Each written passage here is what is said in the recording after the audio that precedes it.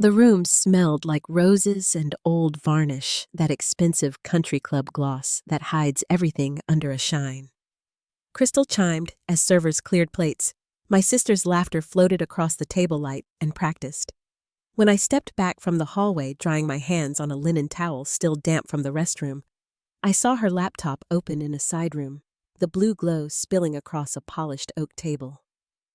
One careless glance became two. Two became a freeze. There on the screen, my lab's language, our formulas, our failure notes and fixes copied into a document titled Nutri-Evo Competitive Analysis. My mouth went dry. In the dining room, someone raised a toast to 60 golden years. In that little meeting room, the cursor blinked over my life's work, packaged for a paying audience. I didn't say anything then. I closed the lid with trembling fingers and stared at my reflection in the black shell mascara, steady jaw set, the kind of face you learn to keep when your family loves appearances more than people. I walked back through ballroom lights that made everyone look wealthy and kind. Amanda looked up from beside our father, hand on his sleeve like a promise. She smiled at me across the linen as if the last hour were a photograph she already planned to post. Before I go on, tell me where you're listening from down in the comments. And if you've ever seen someone reach into your life with a pretty smile and an empty hand, hit the like button, share this with someone who'll understand, and make sure you're subscribed so you don't miss what comes next. Because to understand why that birthday ended in rain and silence, you need to know how long I'd been taught to turn down my own volume. I grew up in a townhouse with tall windows on Beacon Hill. The kind of house where the staircase creaked in one place, and the housekeeper learned to step around it. On Sunday evenings, my father polished his shoes in the study, while market news murmured from a radio. My mother laid out the week in a neat stack of calendars. Our family name was a coat we were expected to wear without snagging the threads. Amanda could glide through those rooms like she'd been born to them, hand on a hostess's elbow, a laugh delivered at the right pitch. Jackson learned to argue in complete paragraphs by 16.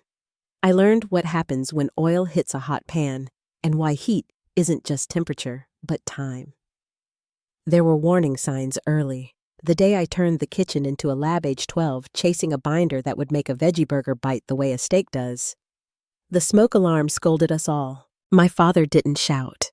He closed the window and took my set of pipettes like a principal collecting a slingshot. Find something productive, he said, which meant something people clap for in a room. At my high school graduation, I wore the word valedictorian like a secret under my gown. The photo on my desk still shows my parents already angling toward the parking lot. Amanda had to perform at a private home in the Back Bay, and our name had to be seen in the right foyer. My chemistry teacher pressed a slim blue-wrapped book into my palms and told me the world needed my mind. I believed her. I learned, too, that belief might have to stand alone. Cornell meant quiet labs and the right kind of cold. I washed dishes in a dining hall that smelled like steam and coffee at dawn, and in those hours I wrote notes on napkins that became drafts, then trials, then near-edible things. Professor Catherine Lambert would stand in a doorway and hum at my whiteboard as if the equations were a radio station she liked. "New not derivative," she said one afternoon, tapping the corner where I'd sketched a chain of proteins and spaces between. "Keep going." Home calls were shorter. Amanda had landed a client at 23. Jackson had a partnership offer on the table. If I mentioned texture thresholds or enzymatic windows, there was a pause long enough to hear the dishwasher. Back in Boston, after graduation, I set up tiny plates on the same dining table where we'd celebrated promotions and retold vacation stories. My father checked his watch while the product warmed. My mother scrolled without looking up. "It has a weird texture," Amanda said, pushing her fork away. My pitch deck sat at one end of the table like a patient in a paper gown. 2 hours later, she mentioned needing $50,000 for her firm's expansion. A Mont Blanc pen appeared. Jackson's buy-in had cost twice that. The check had cleared last spring. My numbers, it seemed, were someone else's hobby. I learned to work at night. The commercial kitchen we rented smelled like flour and bleach, and hope left on too long. Daniel turned feedback into strategy that felt like wind at our backs. Sophia could coax a machine into behaving with half a wrench and a good word. We failed with grace until we didn't fail so much. A year in the lights stayed on without an apology. And then, Terra Foods' big reel, the kind of contract that makes landlords shake your hand, leaned in to listen. Which is why my hands shook at the country club holding a phone with screenshots of my sister's file names. I waited until the cousins and their coat check tickets disappeared. The roses smelled stronger when the room emptied. I stood by the cake knife and asked Amanda to step aside. She did after kissing my mother's cheek and squeezing our father's arm like punctuation. "I saw your laptop," I said softly, because soft was how we survived. I saw our formulations in a deck with a competitor's name on it. She blinked one too and smiled like she did at clients who didn't tip well. "Winnie." "Please don't call me that. This is market research," she said, tapping her temple. "Everyone does it. You're being dramatic." My father drifted over, drawn by the gravity of raised voices. Jackson took up position, cufflinks shining. I handed my father the phone. "This is proprietary," I said, "the way you'd tell a paramedic where the bleeding starts." He scrolled with 2 exact swipes and handed it back. "These look like industry notes," he said, already bored. "Amanda works with many firms. They're ours," I said steady. "The error in sample 12B. We fixed that last week. That note is in our internal files, word for word." Amanda's eyes cooled. "Are you calling me a thief on Mom's birthday?" My mother, who is very good at removing tumors and very bad at removing tension, pressed a napkin to the corner of her eye. Jackson's voice landed in the middle like a gavel. "You always make things about you," he said, and because the sentence fit the furniture, the room accepted it. "Enough," my father said, and his voice carried the same weight it had when we were children, and he could end a day with a word. "Winifred apologized to your sister." I thought of a dozen ways I could say no. I chose the one with the smallest blast radius. "I'm not apologizing for telling the truth." His jaw set. "Then you should leave." I reached for my coat on a brass hook. No one stopped me. It had started to rain, the good kind of rain that cleans a city, and the bad kind of rain that makes you feel like you deserve it.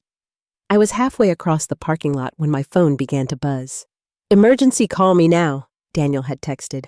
The message landed in my chest like a dropped plate. I borrowed the awning of a darkened florist shop and pressed call water, tapping the pavement in a soft, relentless drum. "Terra Foods is backing out," he said without greeting. "They said there are concerns about the uniqueness of our tech." I stared at a doorway wreath, the ribbon slick with rain. They talked to someone. They talked to the competitor, he said, each word a measured blade. "We both know which competitor." I didn't answer. Not because I lacked one, but because admitting it in a storm felt like handing lightning a metal rod. I listened to Daniel breathe, steadying his anger on my behalf. In the background, I could hear the hum of our lab's walk-in, and Sophia's voice, calm, practical, asking where to put the new boxes to stay under budget if the money didn't land. "I'm on my way back," I said. "You don't have to. I'm on my way," I repeated, and hung up before the kindness could make me cry. The highway to New York after midnight is a kind of truth serum.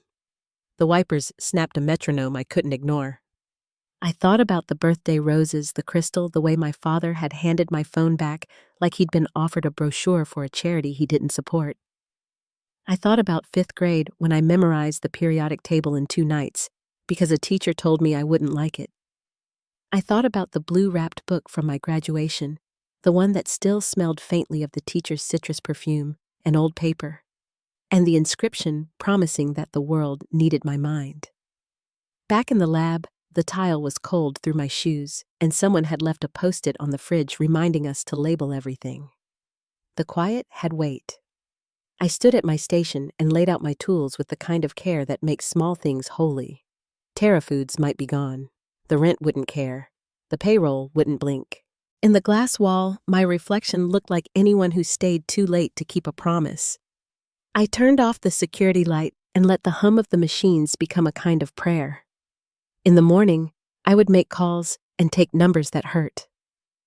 I would hear boardroom voices pronounce the word risk, as if it were a weather pattern. Tonight, I would mix measure heat and wait. Not to prove them wrong, though I wanted that, but to prove us right. To hold in my hands something alive and ours that no one could sell with a smile across a polished table. The rain slowed outside, turned to a tap instead of a pour. My phone lit the bench with one last message as midnight turned the page. "We're here," Sophia texted from the parking lot. "Don't start without us." I breathed in, long and steady. Then I reached for the first beaker. And in that quiet between the drip and the hum, I felt the hinge of the story shift away from the room where I was told to leave towards something waiting in the dark that didn't care who had a last name carved on a brass plate. Something that would change what we were building and what I would no longer beg to keep. The hum of the machines filled the lab long after midnight. Outside, the rain had settled into a steady whisper against the glass, a sound I had learned to work beside. Sophia arrived first, hair damp from the parking lot, followed by Daniel, who carried a bag of takeout none of us would touch. None of us spoke much that night. Words were heavy, and we had work to do. The storm had taken more than our deal with Terra Foods. It had taken the fragile sense of progress that had kept us standing upright. The company that Amanda had sold our data to was already floating stories about our research being derivative, and suddenly doors that once opened easily began to close. Every email that started with "unfortunately" felt like a small, polite funeral. By the end of the week, we called a meeting around the metal table we used for everything from testing samples to balancing budgets. Sophia had drawn up a chart that looked like a heartbeat gone flat. We had roughly 2 months before payroll would eat what was left of our funding. Daniel leaned back in his chair, rubbing the edge of his jaw like he could smooth the problem away. "We should sue her," he said quietly. "Amanda Agrich, the whole network of them. What they did is corporate theft." I wanted to believe in the clean line of justice, but I'd grown up in a house where power was a private language, and I knew who still spoke it fluently. "A lawsuit would drain what's left," I said, "and they'd close ranks before we saw daylight." Sophia pushed her glasses higher, her voice gentler than usual. "Then we need another way forward." We spent the rest of that night drawing on the whiteboard until it looked like a wall of ghost plans that led nowhere, options that collapsed under their own weight. When they finally left to get some sleep, I stayed behind. I didn't go home for 3 days. Those nights blurred together paper cups formulas scrawled across napkins, the sharp smell of caffeine and acetone. My body was there, but my mind was somewhere between despair and defiance. I worked until my eyes burned, until logic gave way to instinct, and that was when it happened. I reached for the wrong vial. An enzyme meant for texture trials slipped into the wrong mixture, and I didn't notice until the base began to shift, forming threads that caught the light like muscle fiber. I almost threw it out, then stopped. Something in the structure looked different, alive even. By dawn, I had run every test I could manage with our outdated equipment. The results didn't match anything in our library. It wasn't just a mistake, it was new. When Daniel and Sophia came in, I was sitting at the workstation, surrounded by notes and half-eaten crackers. My voice shook as I told them what I'd seen. "I think we found something," I said. Sophia bent over the microscope, her breath catching. Daniel let out a low whistle. "Winnie, this could change everything." And for the first time in weeks, the room didn't feel like a tomb. It felt like the start of something breathing again. The next months were a blur of exhaustion and fragile hope. We worked in shifts, taking naps in the break room, our alarms set to each other's breathing rhythms. We filed provisional patents using what little was left in the account to secure the idea before anyone else could touch it. It wasn't just a better formula, it was a leap forward. Our proteins were nearly indistinguishable from animal tissue in texture and taste, but entirely plant-based. For the first time, we had something no one could dismiss as imitation. Still, having a breakthrough and surviving on it were different things. We needed new investors, and the industry had already written us off. Calls went unanswered. Messages disappeared into polite silence. Then one morning, an email came from Professor Catherine Lambert. She had heard about the setbacks and wanted me to attend a sustainable food conference in San Francisco. "Come present your findings," she wrote. "If nothing else, the right minds will listen." I almost declined. Travel meant money we didn't have and time away from the lab we couldn't spare. But Catherine insisted, even offering to cover expenses through her research grant. Her faith carried more weight than any investor's promise. The conference was a blur of name tags and fluorescent lights. My session was scheduled in a small side room near the end of the final day. I expected maybe a handful of graduate students. Instead, the seats filled quickly, professors, analysts, even journalists. I took a breath, glanced once at the slide with our name, Nutri-Evo, and began. I spoke about the discovery about sustainable texture mapping and enzymatic bonding. When I finished, a man near the back stood up, his gray jacket, unbuttoned, his expression thoughtful. He introduced himself as Jeffrey Morgan, founder of Eco Ventures. I knew the name. His firm funded innovations that usually reshaped entire industries. He asked questions that cut through the noise, specific, intelligent fare. Then he handed me his card and said, "Let's talk tomorrow." 2 weeks later, after more meetings than I can remember, he offered us $2 million for 15% equity. Enough to rebuild, to scale, to breathe again. The morning his signature cleared, I called Daniel and Sophia into the office and told them the news. We didn't celebrate loudly. We just sat there for a minute, letting the silence fill with relief. But relief never stays long. Even with new funding, I couldn't shake the feeling of being watched. I checked the locks twice, backed up files onto drives I kept at home, verified every new hire personally. Maybe it was paranoia. Maybe it was memory. 4 months into the expansion, a young technician named Tyler Peterson vanished after his shift. He'd been enthusiastic, diligent, always the first to volunteer for late hours. A week later, Daniel discovered he'd downloaded lab files before leaving. His girlfriend worked for a PR firm that contracted with Amanda's company. Daniel brought me the evidence and didn't need to say a word. The pattern was too familiar. They were still trying to take what we built. This time, we had prepared. The data Tyler stole was outdated, carefully staged as a decoy. Our real breakthroughs were encrypted and stored offline. When Agric released a press statement about exciting new developments, the industry barely blinked. The timing was too obvious. The narrative had changed. Jeffrey called it poetic symmetry. The theft that had destroyed us had forced us to create something beyond imitation. Still, the pressure was suffocating. Agric was larger, faster, connected to retailers we couldn't even approach. One night, during a strategy meeting, Daniel stood by the whiteboard with a marker poised above a map of distribution networks.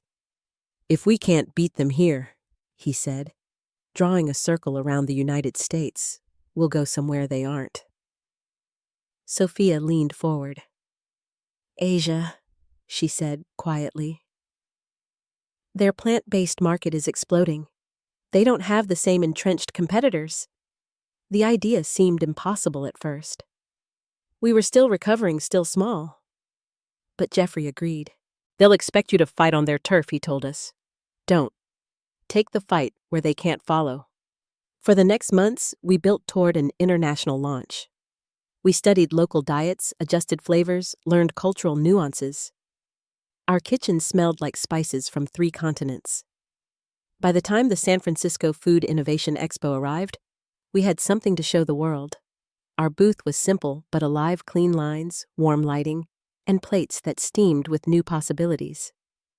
On the first morning, people stopped mid-aisle to taste.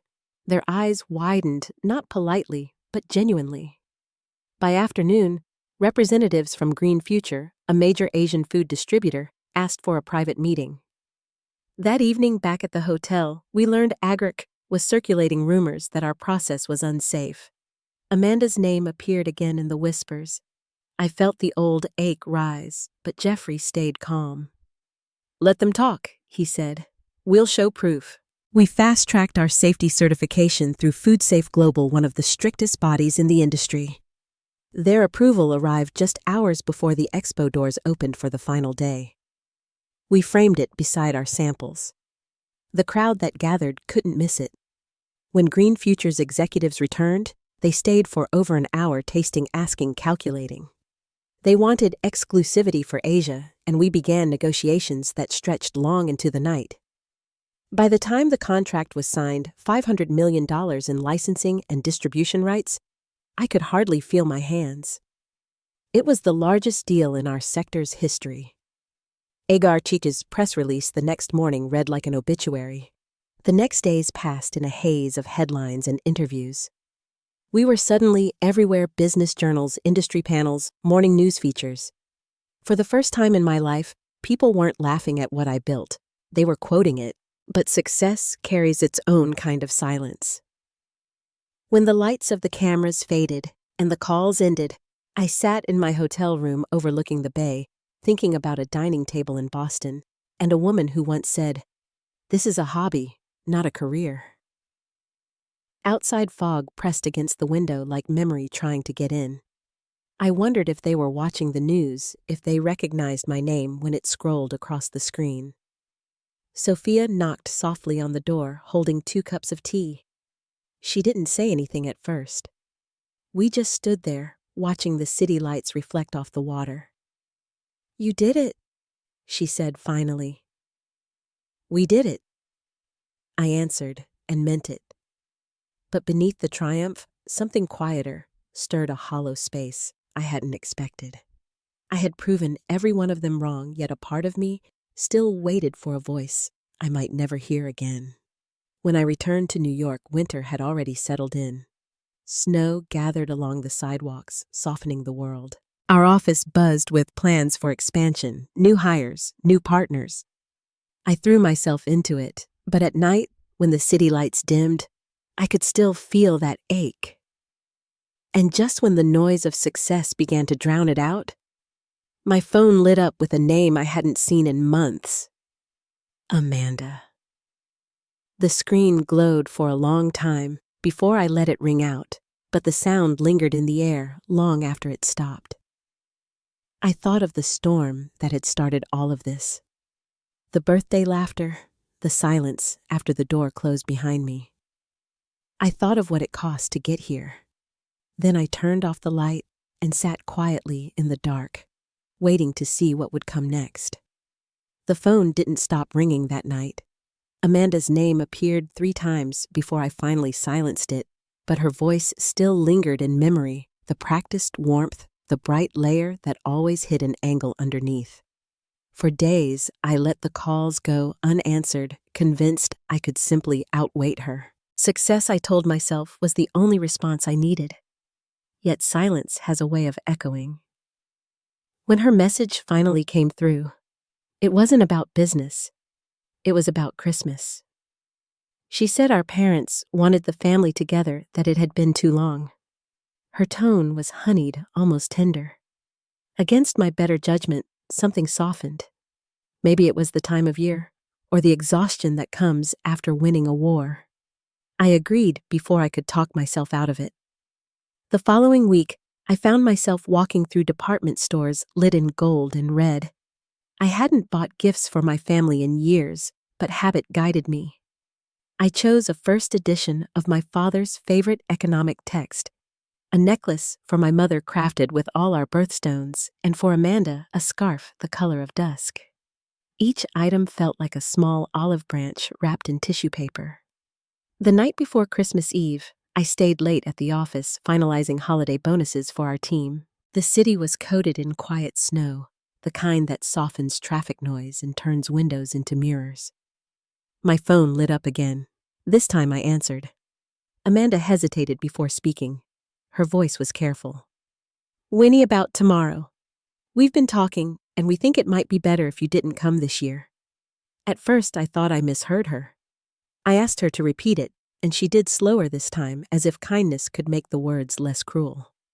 She said there was still tension, that some healing needed to happen after the accusations I had made. My throat went dry. "So, you're uninviting me?" I said. "No, just postponing," she replied quickly. "You're not ready to be around everyone yet." I stared out the window, the lights of passing cars sliding over the snow. "Not ready," I repeated almost to myself. Understood. When I hung up, the office was silent, except for the low hum of the heating vents. The gifts sat beside my desk, wrapped and perfect-looking, suddenly absurd. I carried them into the storage room, set them carefully on a high shelf, and turned off the light. That night, I ordered Chinese takeout and opened a bottle of wine. The television flickered softly in the background, showing families laughing in commercials for things I didn't need. I wasn't angry. Anger burns fast. What I felt was heavier, like something settling into the bones. At some point, I stopped flipping channels and froze on a familiar face, my own. The anchor's voice was steady, professional. Food technology company Nutri-Evo has finalized a $500 million distribution deal with Green Future, marking the largest partnership in alternative protein history. Footage followed our team. The interview I'd given weeks earlier, never thinking it would air. My name filled the screen, and for a moment, I just watched. The world that had ignored us was now speaking our language. The anchor continued mentioning that our former rival, had shelved its competing product line. The irony wasn't lost on me. All that theft, all those lies, and now their empire was crumbling under its own weight. I muted the television and sat in the quiet glow of the city lights. Outside, flakes drifted past the window like tiny sparks in slow motion. Pride and sorrow mingled so closely I couldn't tell them apart. I had everything I'd ever worked for, yet no one to call who would understand what it cost. Morning came pale and cold. I had fallen asleep on the couch, the half-empty wine glass still on the coffee table. The phone rang again, but this time it wasn't Amanda. It was the front desk. A man's voice introduced himself as Marcus from security. "Ms. Williams," he said, "there's a group downstairs asking to see you. They say they're your family." For a few seconds, I couldn't find my voice. "My family?" "Yes, ma'am. Parents, a man and 2 women. Should I send them up?" I told him to wait 15 minutes. The shower water felt sharper than usual. I dressed quickly, not in armor, but in something that might pass for peace. Dark jeans, a cream sweater, gold earrings my mother once gave me before I left for Cornell. On the elevator ride down, I practiced breathing evenly. They were waiting near the lobby windows, their suitcases stacked neatly beside them. My father wore the same kind of winter coat. He'd always favored navy wool with brass buttons. My mother clutched her gloves in both hands, twisting them slightly as she spoke to the concierge. Jackson and his wife stood nearby, and Amanda lingered a few steps behind her, smile poised but fragile. My father stepped forward first. "Winifred," he said, as if we'd spoken yesterday. "Merry Christmas." "This is unexpected," I replied. "What brings you to New York?" He exchanged a quick glance with my mother before answering. "We saw the news. The deal you signed, it's remarkable. We thought we should all be together this year, as a family." The words sounded rehearsed. "That's thoughtful," I said quietly. But Amanda already explained that I'm not ready to rejoin family gatherings. A crease appeared between my father's brows. "What are you talking about?" "She said it last night," I answered, turning to Amanda. "That it would be better if I stayed away." Amanda's color drained. "I told them you had work commitments," she murmured. My mother shifted uneasily. "Perhaps we can discuss this upstairs?" she said, glancing around the lobby. I led them to the elevator, the sound of rolling suitcases trailing behind like an afterthought. When we reached my apartment, they spread out automatically, as if inspecting a new listing. My father paused by the window looking at the city below. My mother noticed the empty takeout containers on the counter and hesitated, her expression unreadable. I folded my arms. You came all this way. What is it you really want? My father cleared his throat. We were wrong not to take your company seriously. We want to make that right. Your mother and I have resources that could help you expand. Family involvement could be mutually beneficial. There it was. Not reconciliation opportunity. The company's fully funded, I said. He smiled the way he did during business negotiations, patient but firm. Funding isn't everything. Guidance matters too. We have experience navigating large growth. Like Amanda had experience selling our research, I asked. The room went still. My mother's voice softened. Winifred, we understand you're hurt. You don't understand. I said, steady, but quiet. You saw proof and chose not to believe it. You told me to leave your house on my mother's birthday. Jackson looked uncomfortable. We've all made mistakes. Yes, I said. Some of us owned them. For a moment, no one spoke. Outside, snow drifted past the tall windows, and the city noise below sounded distant, like another world entirely. My mother finally set her gloves on the counter and looked at me, her eyes tired. What would it take, she asked, to start over? I thought about that question longer than I expected to. Time, I said, and honesty. She nodded slowly. My father didn't speak, but something in his face shifted. Not apology exactly, more like recognition. You can come tomorrow, I added, surprising myself. Tour the facility, meet the team, no business offers. Just understand what we built. Amanda stared at the floor. You'd let us come. I'm not shutting the door, I said. But I'm not pretending nothing happened either. The conversation ended there. They gathered their things and promised to call in the morning. When the door closed behind them, the apartment felt larger than before. I stood at the window for a long time, watching the snow cover the streetlights one by one. The ache in my chest was different now, less about rejection, more about release. I didn't need their approval anymore. What I wanted was peace, the quiet kind that doesn't depend on anyone's permission. Later that night, Daniel called to check in. He and Sophia were organizing a New Year's gathering at the office for the team. You should come, he said. You've been carrying this company on your shoulders for years. Let us celebrate you for once. I promised I would. After we hung up, I poured a cup of tea and looked again at the gifts I had stored away. They were still in the closet, wrapped and waiting. I decided to keep them there, not as offerings, but reminders. Some doors would open slowly and some would stay closed forever. The clock struck midnight. Outside, the city hummed beneath a blanket of white quiet, but alive. I set my cup down, turned off the lights, and let the darkness settle. Tomorrow, they would see what we had built, what love and loyalty looked like when it came from people who chose you, not people who claimed you. And though I didn't know what the visit would bring, I knew one thing for certain.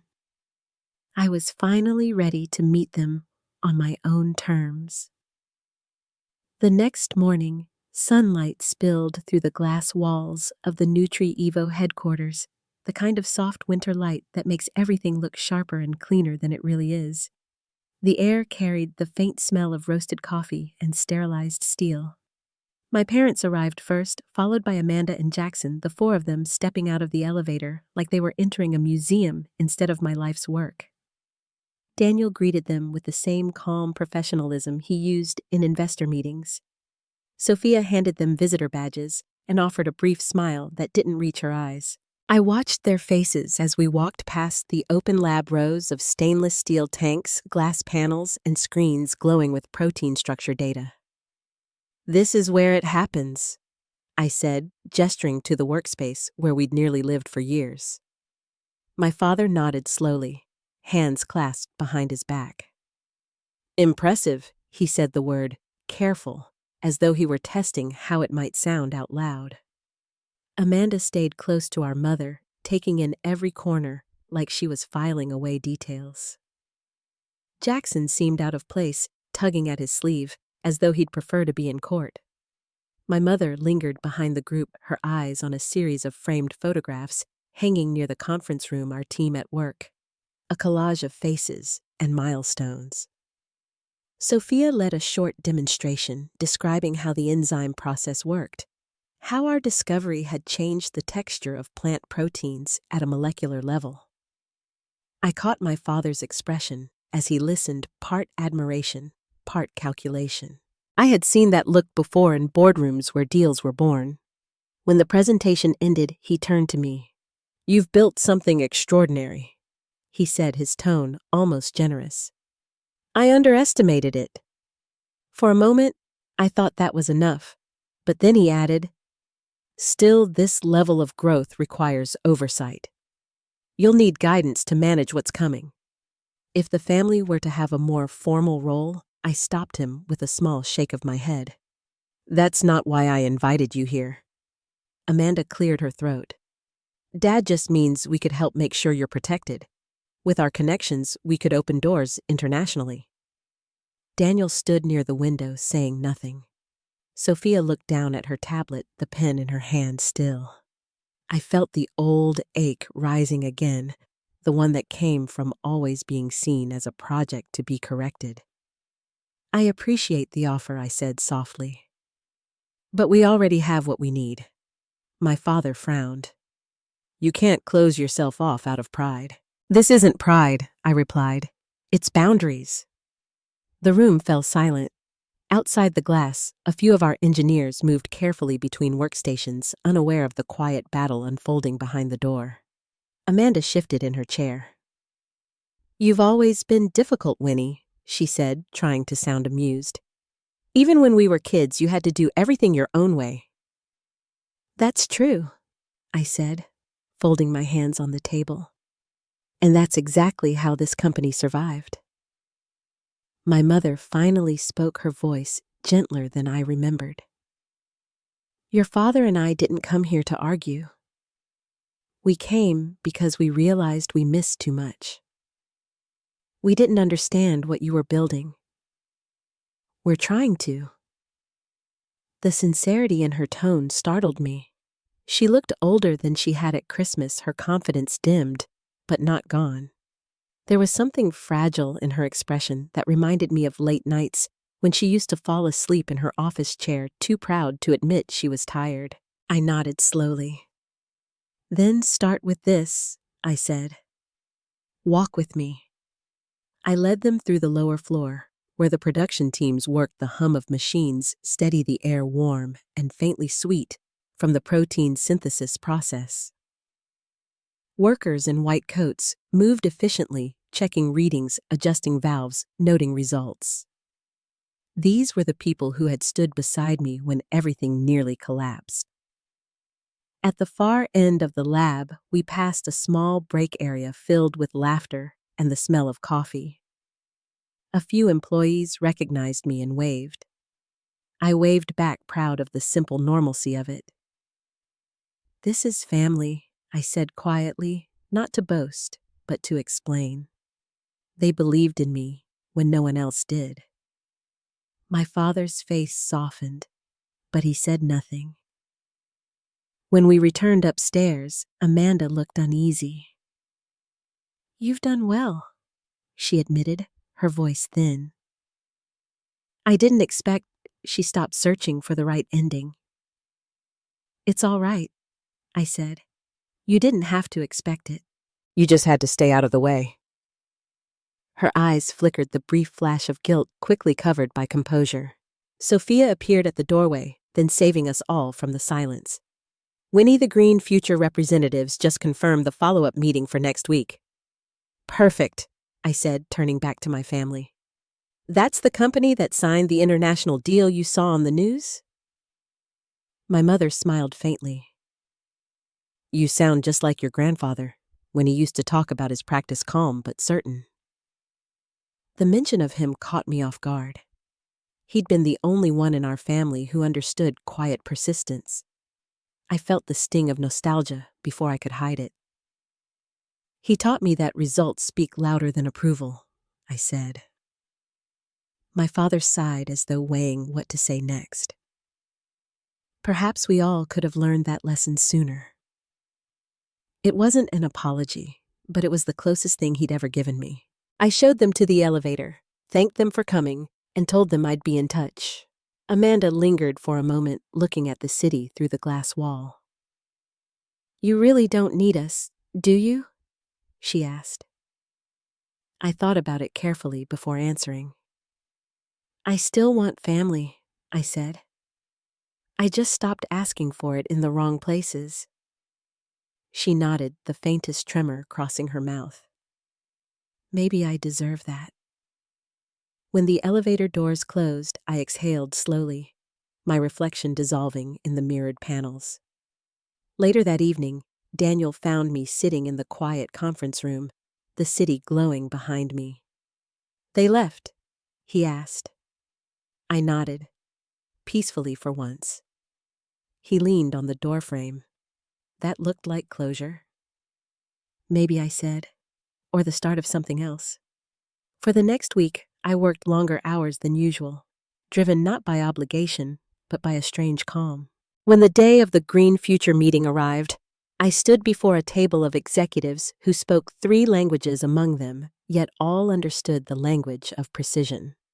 They were expanding our distribution into Europe sooner than planned, citing overwhelming market demand. Their lead negotiator, Mr. Tanaka, smiled across the table. You have changed how the world thinks about food, he said. It's a rare thing to witness. I thanked him, though the words felt heavier than gratitude. The moment carried something deeper, a quiet vindication that had nothing to do with money or market reach. When the meeting ended, I stepped outside into the winter air. The city smelled like snow and smoke. My phone buzzed with a new message from my mother. It was short, proud of you. Dinner soon, I didn't reply right away. I slipped the phone into my coat pocket and watched the wind carry tiny spirals of frost down the street. Somewhere between what was lost and what was earned, I finally felt still. That night, the team gathered again for a small celebration. Sophia brought champagne. Daniel queued up a playlist that never got past the first song because we kept talking over it. The lab lights dimmed, leaving only the soft glow of monitors and the steady hum that had become the rhythm of our lives. I raised my glass and looked around the room, the faces that had stayed when the world turned its back. To persistence, I said, and to people who stay when things fall apart. Laughter rippled through the room. For the first time in years, I didn't feel like I was proving anything. I just felt home. As the night wound down, I stepped outside onto the balcony. The city stretched wide below, lights blinking like quiet constellations. Snow began to fall again, catching in the hair of the people still gathered inside. Through the glass, I saw Daniel saying something that made Sophia laugh, her head tilted back carefree. I thought about the road from that lonely lab bench to this moment, the endless nights, the betrayal, the silence after the storm. I thought about how many times I had waited for someone to recognize me, and how much peace came from realizing I didn't need them to. My phone buzzed again, another message, this one from Amanda. It was a photo of her holding the cashmere scarf I'd once wrapped and stored away. The message beneath it said, "Only I'm sorry." I smiled, not in victory, but in understanding. Forgiveness didn't erase what had happened. It simply made room for something else to grow. I slipped the phone back into my pocket and stood quietly watching the snow fall through the light. The world below was busy and endless, but for the first time in a long while, I wasn't chasing it. I was exactly where I needed to be. The morning after the snowfall, New York looked newly washed, every rooftop brushed with silver. From my apartment window, the city shimmered beneath a quiet sky. It had been a week since the visit to the lab, a week since my family had seen what I built with their own eyes. For once, no calls came with advice or offers, only small messages carefully worded, hesitant, almost human. My mother sent a photo of a recipe card in my grandmother's handwriting.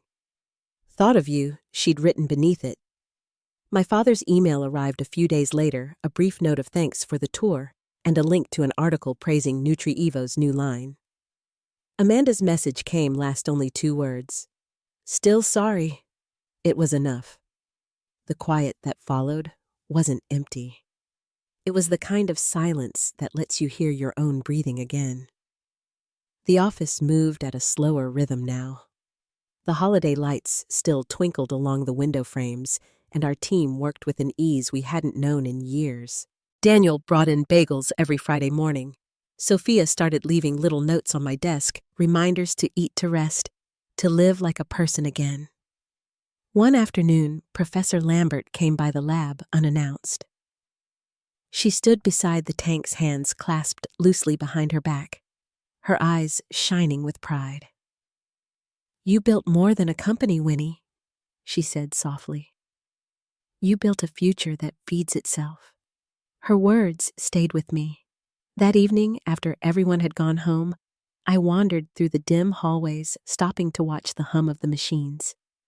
There was something almost sacred in that quiet, each click, each low pulse, like the heartbeat of something larger than all of us. I thought of the little girl who once set fire to the kitchen in the name of discovery. The girl who stood alone on her graduation lawn while her family drove away. I wanted to tell her that the loneliness wouldn't last forever, that one day she'd create something strong enough to stand on its own. A week later, I hosted a small dinner at the office, a New Year's gathering for our team and their families. We transformed the main conference room with string lights, white linens, and bowls of food that filled the air with warmth and garlic and laughter. Sophia's parents came. Daniel brought his younger sister, who quickly won everyone over with stories of his awkward college days. Halfway through the evening, I noticed a text I hadn't expected. Outside the building. No expectations. Just wanted to say hello. "Mom." I hesitated only a moment before stepping out into the cold. She stood near the entrance, bundled in her wool coat, cheeks pink from the wind. For a long second, neither of us spoke. "You look well," she said finally, her voice steady but small. "I am," I answered. I've been thinking about everything she said, about how much I missed by trying to shape you into something you were never meant to be. The streetlight flickered above us, snow drifting through the glow. Her hands trembled as she reached into her pocket and pulled out a tiny silver charm shaped like a beaker. "I found this at a science museum gift shop. It reminded me of you." I took it from her palm. The metal was cold, but the gesture wasn't. "Thank you," I said quietly. "I can't fix the past," she said, "but I can show up now. If you'll let me." I nodded, one step at a time. She smiled, a real one, not the polished kind, and for the first time in years, I saw something familiar in her eyes. We stood there a while longer, the city sounds muted by snow, and then she hugged me. It was brief, careful, and somehow perfect. When I went back inside, Sophia raised an eyebrow. "You all right? Better than all right," I said. The night carried on with laughter and quiet toasts. We counted down to midnight, surrounded by the hum of friendship and possibility. When the clock struck 12, Daniel clinked his glass against mine. To starting fresh, he said. I smiled. To peace? I replied. The next morning, I woke early before the city stirred. I drove out to the riverfront where the skyline met the pale horizon. The air was sharp but clean, and the water reflected the soft blue of dawn. I walked until my fingers ached from the cold, thinking about the strange shape of forgiveness, how it rarely arrives with grand gestures, how it lives in small, quiet choices instead. Weeks passed. Business grew. Investors called, and interviews came and went. But my life felt different, lighter somehow. My parents began sending handwritten notes, small but sincere. Jackson forwarded an article about sustainable agriculture with a line that read, "Your work reminded me of this." And Amanda, to my surprise, asked if she could help sponsor a local food bank using part of her firm's outreach fund. I agreed with conditions, and she met everyone. We were not the picture of reconciliation, but we were something closer to truth. By spring, NutriEvo opened a new research wing named after Professor Lambert. The dedication ceremony was simple, attended mostly by staff and students. My mother came quietly and stood beside me as I cut the ribbon. She didn't say much, but when she reached for my hand, I didn't pull away.